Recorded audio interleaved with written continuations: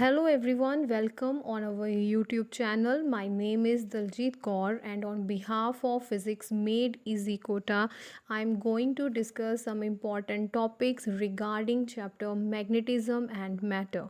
In this video, we are going to learn about the different types of the magnetic material, magnetic flux, Gauss law, magnetism and the magnetic intensity. So Faraday divides the magnetic materials into three different classes according to their magnetic behavior.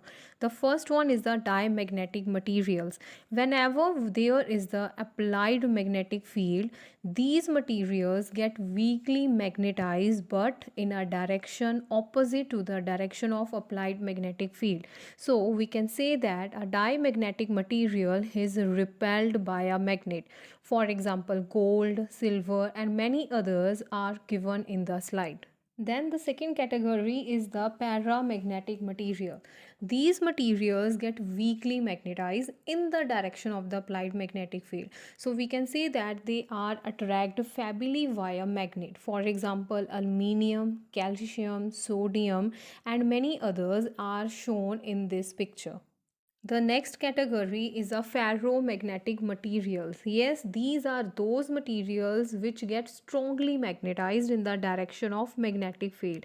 The best example, iron. They get strongly magnetized. They get easily attracted, easily magnetized. Another example like steel, nickel, and the ferromagnetic effect is noticed even in the presence of a weak magnetic field. With a rise in temperature, it becomes less easier to magnetize the ferromagnetic substances, but it can easily detected in the presence of the weak magnetic field. Also, ferromagnetic materials are further categorized into two types. First one is a hard ferromagnetic material and the second one is a soft ferromagnetic material. The first category of the ferromagnetic material are hard ferromagnetic materials. These are those materials which are not magnetized easily. In a ferromagnetic material, magnetism remains even when the external magnetic field to magnetize it is removed. A hard ferromagnetic material is used to make permanent magnet. Example, lodestone. A compass needle is formed from hard ferromagnetic material. As the name suggested, soft ferromagnetic materials are those which is demagnetized easily. So a soft ferromagnetic material is demagnetized as soon as the external magnetic field is removed. For example, iron. These are used in various purposes to make the cores of transformers, electromagnets, magnetic tapes and computer disks. So why the diamagnetic material behave in such a manner? It could be explained only from its electron theory. So in a diamagnetic materials, electrons in an atom are assumed or considered to be exist in pair, and these electrons move with equal velocities but in opposite direction. And in the absence of the external electric field, the magnetic moment of both the electrons are equal but opposite in direction. So we can say that the net magnetic moment of each electron of diamagnetic substance in absence of magnetic field is taken as 0. So now we are going to understand the behavior of the electrons in the presence of the uniform magnetic field.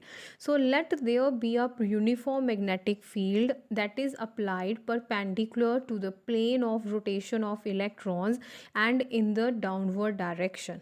As this picture represents the magnetic field which act in the downward direction, and we can observe that there are the two forces. One is a centripetal force, and besides centripetal force an additional magnetic force act on each electron, and this force is directed away from centripetal force acting on one electron revolving anti-clockwise, and it act towards the centripetal force acting on the electron revolving clockwise. Thus, velocity of electron revolving anti-clockwise decreases and the velocity of electron revolving clockwise increases.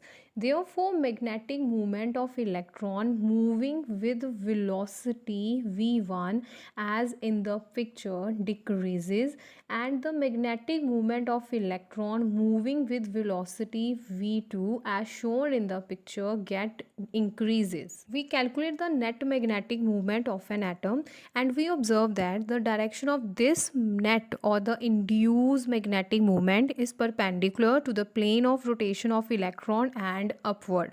So induced magnetic movement is directed in a direction opposite to the direction of the applied magnetic field, which was in the downward. So we can say that when the induced magnetic movement of all atoms get added, and the diamagnetic substance has induced magnetic movement in the direction opposite to the direction of applied magnetic field. So this is the reason why diamagnetic substances get weakly magnetized in the direction opposite to the direction of applied magnetic field. It is very difficult to magnetize a diamagnetic material. They require very strong magnetic field to show magnetic properties. Their magnetic behavior normally does not depend upon change in temperature. Now we are going to understand about the electron theory of the paramagnetic materials. For the paramagnetic materials, in the absence of the magnetic field at a thermal energy and at the presence of the room temperature, the atomic dipoles are oriented in random fashion and cancel the magnetic moment of each other, and thus the net magnetism of a material is zero. Also, it is noted that the electrons of atoms are considered to have two motions. One is the orbital motion, second one is a spin motion around their axis, and the vector sum of these motions decide the net magnetic dipole moment. Each atom of paramagnetic material has some permanent magnetic dipole moment. The A part of this picture represents the condition when the net magnetism of a material is zero and the dipoles are oriented in the random fashion. When we applied a magnetic field to the sample of the paramagnetic material, the atomic dipoles tried to align themselves in the direction of the field as shown in the figure B. But at room temperature, the sample fails to attain complete alignment due to thermal energy, so the sample get weakly magnetized in the direction of applied magnetic field. This weak form of magnetism is called paramagnetism, and the paramagnetic material loses magnetism with a rise in temperature. Now we are going to talk about the electron theory, which is also known as the domain theory of the ferromagnetism. You can easily look in the given picture in the figure A. Each atom of a ferromagnetic substance has a permanent dipole moment due to unpaired electrons in the outer shell. The interaction between different atoms in the neighborhood is called exchange interaction. This interaction is very strong to align the atoms with their magnetic movements in the same direction over a small region, which is called as a domain. And this domain having a very small volume. The arrow in each domain represent the net magnetic dipole moment of the domain. The magnetic dipole moment of all domains are randomly oriented.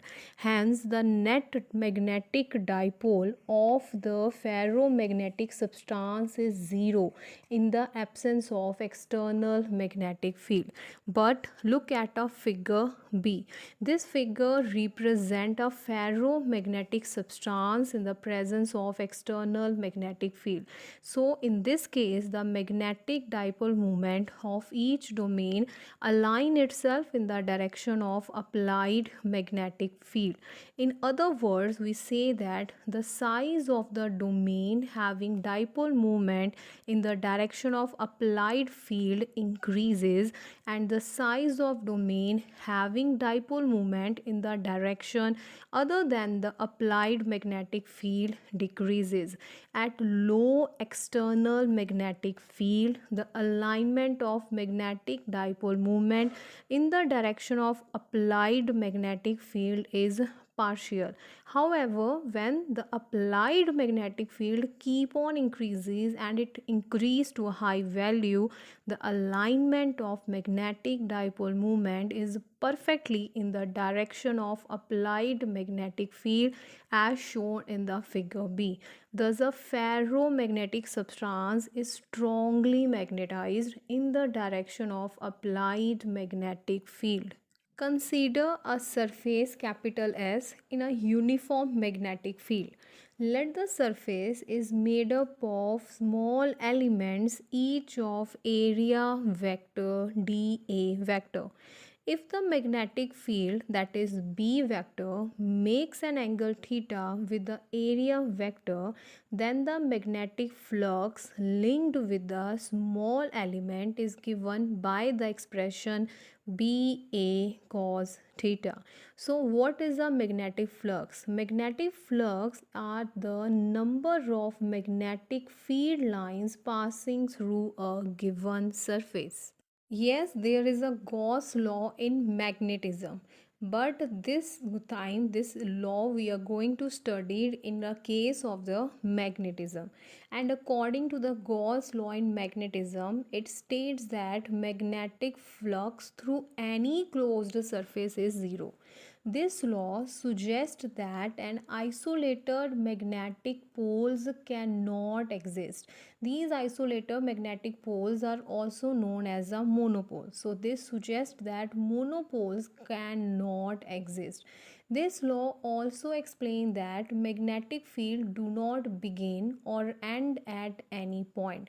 That is, the number of lines entering a surface equals the number of lines leaving the surface. There is no source or sink. Here are few terms which we must understand in order to understand the magnetism and the effect of the magnetism. The first term is the magnetization. Magnetization is the degree or extent to which a substance is magnetized when placed in a magnetic field. The next term is the intensity of magnetizing field, which is indicated by a symbol capital H. It represents the degree to which a magnetic field can magnetize a material, and it is also known by another name like magnetic intensity, magnetizing force, or magnetic field. It has some another definition in terms of a solenoid, that is the number of amperes turn per unit length of a solenoid required to produce a given magnetizing field. It is measured as ampere per meter. That is the unit of the dipole moment divided by the unit of volume. Next term is a magnetic permeability. It is denoted by the symbol mu. It represents the nature of a material, that it is describing the property of the material, that the extent to which the magnetic field lines can enter a substance, or we can say that up to which degree a magnetic field can penetrate a given substance. Mathematically, it is equal to the ratio of the magnetic field inside a material to the applied magnetic field intensity. Magnetic susceptibility represents the property of the substance, which shows how easily a substance can be magnetized when placed in a magnetizing field. It is also defined as the ratio of the intensity of magnetic magnetization to the intensity of magnetic field, or we can say that strength of the magnetic field. Magnetic permeability and magnetic susceptibility has a relation between them, that is mu r is equal to 1 plus xi m. So now it's time to check your knowledge. Here are few questions. Go through each question and try to answer these questions. Now on this page there are the questions from the question number 6 to question number 10. Answer these questions from your knowledge what you gained in this video lecture. Thank you for watching our video lecture.